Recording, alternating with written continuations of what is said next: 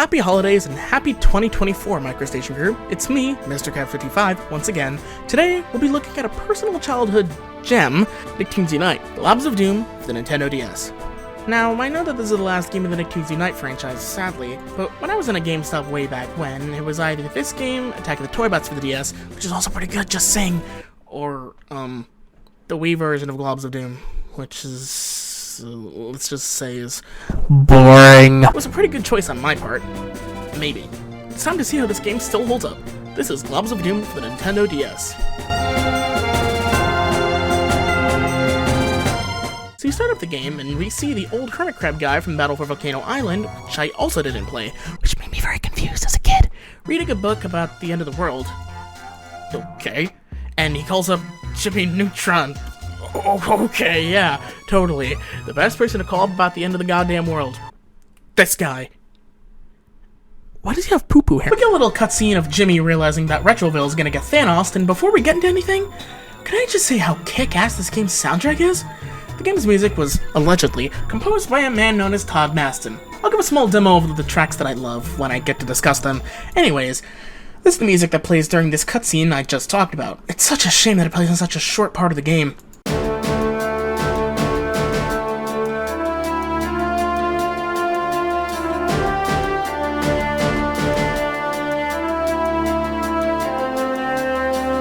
The other Nicktoons get teleported to Volcano Island as well as my boy Invader Zim! Hell yeah! After 15 minutes of raw fanboyism, Jimmy tells all the heroes to stand back and make way for the villains. God, this must be that bad of a disaster. I love how the rivalry between Dib and Zim is so petty that Dib goes to the villain side. That's fucking comedy gold. So, each character pulls out, lottery sticks. Is that a translation error? SpongeBob is teaming up with Technus, Danny Phantom with Plankton, Tack with Beautiful Gorgeous, Jimmy with Dib, and Zim with Claylock. That last one's weird. Besides that, once everyone is teamed up, we can start off with SpongeBob and Technus and enter into Bikini Bottom. Go figure, it's usually the first world that happens in a Nicktoons game. The intro cutscene, it feels pretty rushed. Everything is happening so quickly, you'll never really get the hang of what's going on. As the duo is inspecting Bikini Bottom, with Technus not drowning, I guess that's a ghost thing, SpongeBob gets slimed. That's hot. They both see a weird goo creature screaming at them, which is actually a part of a new alien race called Morphoids. The DS game never mentions it because it's so rushed, but the console versions do, so shush. After that really weird rushed cutscene, we get a little tutorial video, I guess you could call it, of two AIs, I believe. It could just be a video of the DS, but I'm not sure the DS could handle something like that, so I'm sticking with the former, showing you all the moves that you can do. I like this idea. And of course, the music. Sounds like you're flying, it's so cool.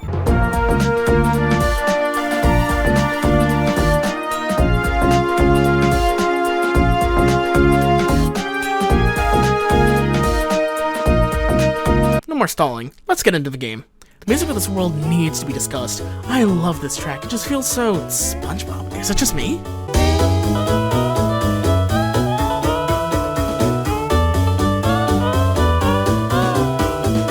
This is where you get to learn how stuff goes. As you saw earlier, you have a normal attack, in this case a bubble that goes up, left, and right for Dabob, and a pathetic little lightning blast thing for Technus. You also have a special attack, which is a platform bubble for SpongeBob, and a bunch of homing plasma balls for Technus.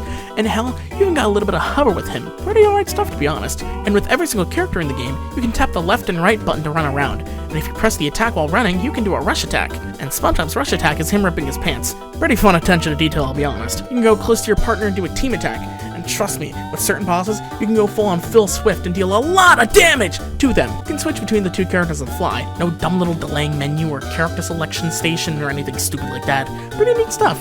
And yes, I'm looking at you, DK64. Hey, Yoshi's Island DS. I see you crying there in the corner too. Every level of the game, you have to get both of the characters, both hero and villain, to the end of the level and past this gate thing.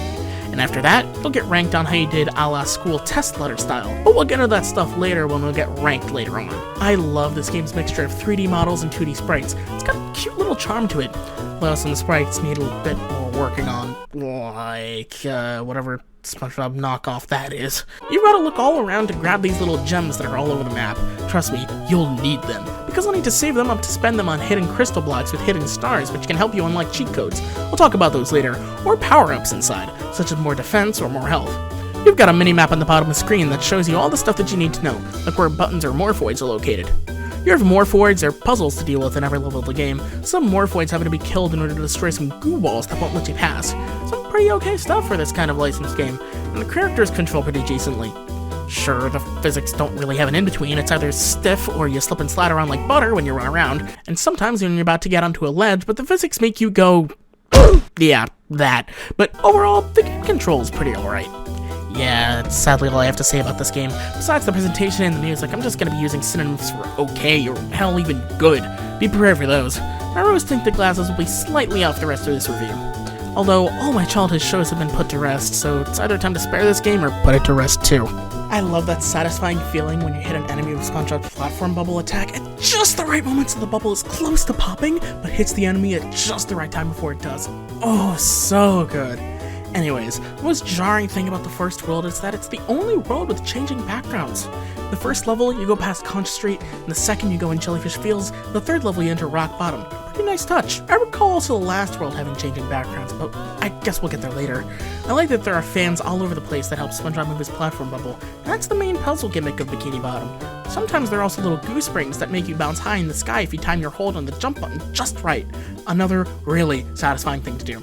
There are also checkpoints, thank God.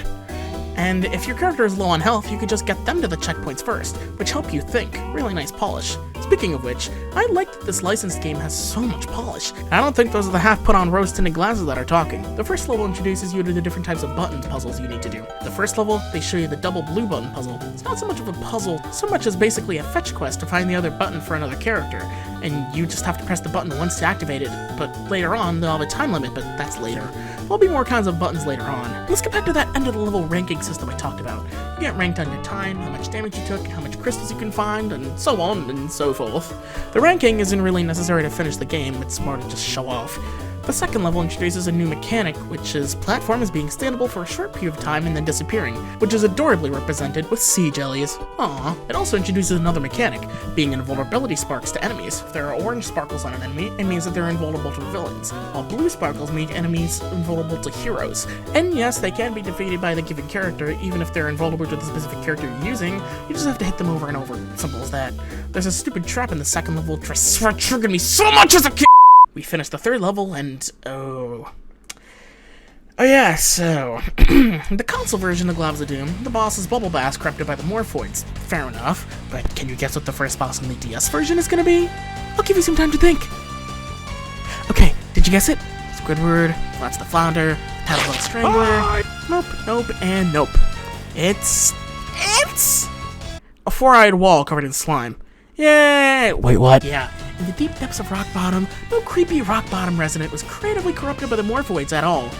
It's this thing. Anyway, the boss music.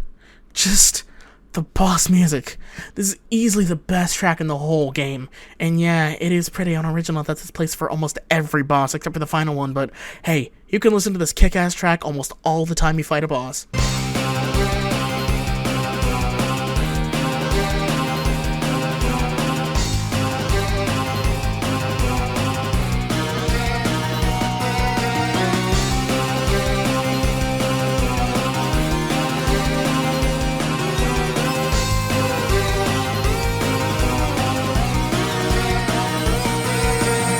Oh yeah, this thing's really easy. We beat this thing, get to hear a pretty spooky scream, and we're off to Amity Park, the Danny Phantom world. You get to play as Danny teamed up with Plankton. Yeah, makes total sense. 14-year-old boy teaming up with a microscopic organism that's supposed to live underwater. Before we talk about the moveset and more about this world, again, the music.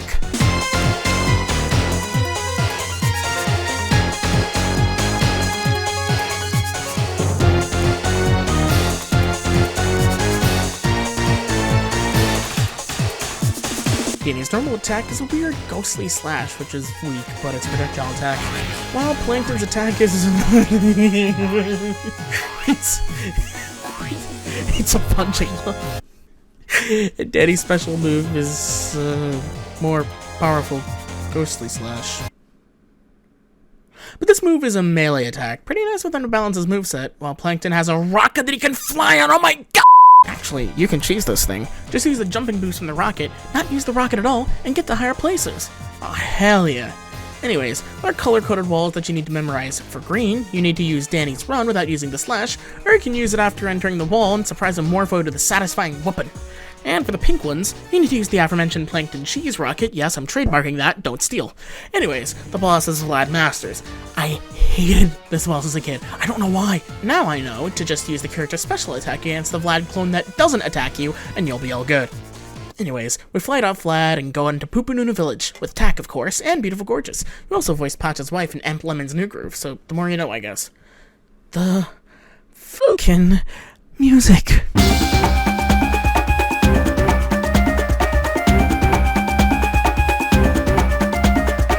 Anyways, I like to call Beautiful Gorgeous Cheese Bee. Why? Because she can hop and stick onto walls, but she can majorly help you find secret stars.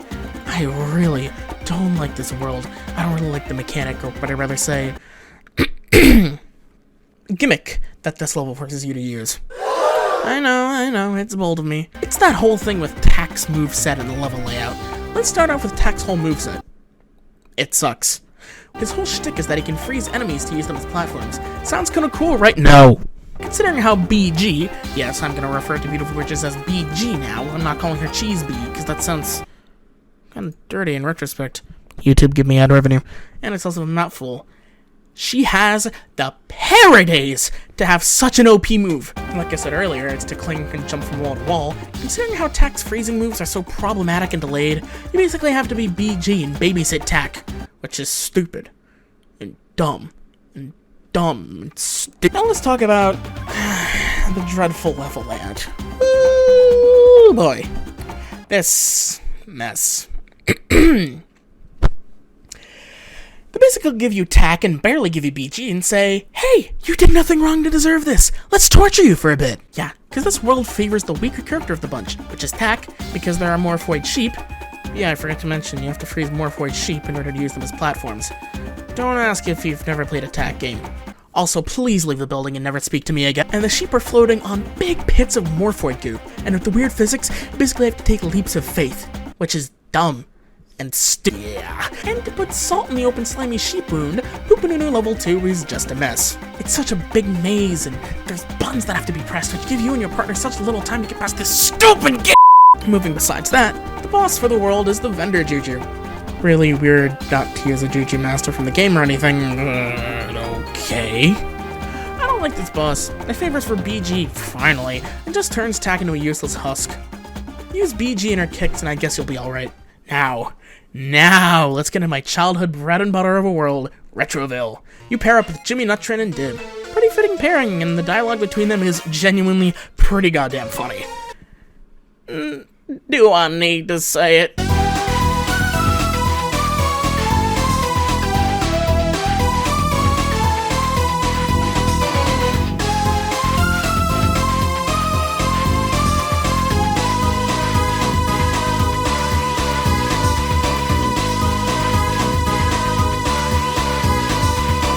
So Jimmy can use the weak short-range ray gun shot and a powerful long-range ray gun shot. I thought that they got the balancing of the characters' moves in fine and dandy from World 2, but we just got back from World 3, so apparently what the hell do I know? Jimmy has a freaking jetpack! Hell yes! Sadly, it does have a fuel meter that you have to fill back up by standing on these drums. I never got that as a kid and I still don't, but hey, nice effects. Now, Dib is a little weird to explain. His normal attack is a little lightning shock, while his special attack, wee mama, his special attack. He uses a remote-controlled electric ball for a short amount of time, which is kick-ass, but it's so slow. It can help you get rid of the world's main obstacles, weird giant firewalls. No, literally, fire wall. And I love that you can snipe enemies without taking any damage while using this attack, especially using it against the boss, but that's for later. I like this world. I don't know why. It just feels really cool. That kick-ass music with this kick-ass presentation. I mean, look at this world. It looks so cool. The boss is, I guess it's supposed to be that flower from the Jimmy Neutron movie. It was the boss for the console version, but do you see the resemblance? Neither do I.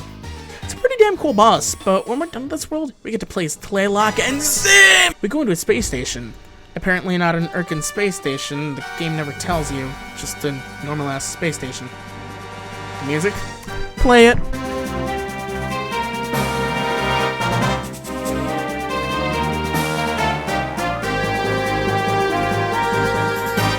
Zim has a weak projectile attack and has a powerful melee laser. He uses his Irken pack, cool touch, to cling onto specific platforms to get on top of other sides. Tlaylock sucks. He has a stun move and a weak-ass punch move. There are 4 levels with changing backgrounds. Yep, called it. This is a pretty difficult world, and it can range from good challenge to complete babysitter. Get it? Because it's an acronym for bullshit. Anyway, yeah, the boss, or rather bosses, for that matter, are the almighty tallest puppets from that one episode. Pretty cool, although they are absolutely unfair. Just saying. I hate how only Zim can actually do damage, make that very, very little. What I do is I switch the character's positions when the claw attack comes down, and move Tlaylock near Zim and spam a team attack. Now we're finally at the final boss. Who's it gonna be? It's an original antagonist, even better. What creative liberties are the dibs? What creative liberties are the devs gonna take for the final boss of all the Nicktoons Unite games?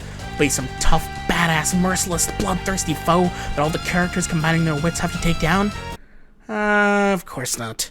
Yeah, this is what I hate about this game. The antagonist's name is, get this, Globulus Maximus.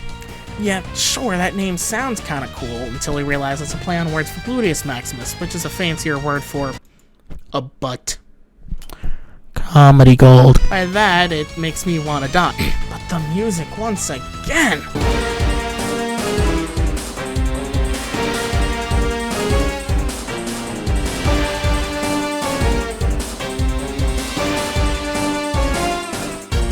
But, hey, there it is again. This guy's second phase looks really damn cool. Well, after fighting him, he does his little villain speech. Well, let's hear it. What are his motivations? Well, in the console version, he was created during the Big Bang. The Big Sneeze. He didn't like being alone and different as a gargantuan space booger, so he made his army of morphoids. Somehow. It wasn't explained at all, and hoped that they would invade people and take them back to him so that he wouldn't feel so alone. Kinda bland, but a decent motivation, nothing too deep. What does he want to do in the DS version? Well, he does some stuff, derps around and then gets depressed, so he goes to extreme lengths to brainwash everyone in the homeworld just to get the attention of Springbok, and to never ask him how to see him until the end of the game, just to ask him how he's happy. Oh yeah, and in both games he basically turns into Springbok. Jesus Christ, that was dumb. Let's talk about the cheat codes I mentioned earlier. You use the stars I talked about a long time ago to find the cheat codes that can make the game easier or harder, like infinite jet fuel for Jimmy's jetpack, all enemies having no vulnerability, etc. I heard that there are codes that give the characters those slapsticky tacky glasses with fake mustaches, which I thought didn't exist, but actually do. Here they are. Beautiful. To wrap things up, Labs of Doom for the DS has its flaws, like certain levels being concentrated hell to maneuver, the physics, the fact that the game is so short. Oops, I forgot to mention that. Some elements of the gameplay and kind of the story, but other than that, it's a surprisingly pretty solid licensed game that won't keep you hooked on for long, but if you want a quirky pick-up-and-go game, Labs of Doom for the DS is the game for you. Thanks for watching, happy holidays, and goodbye.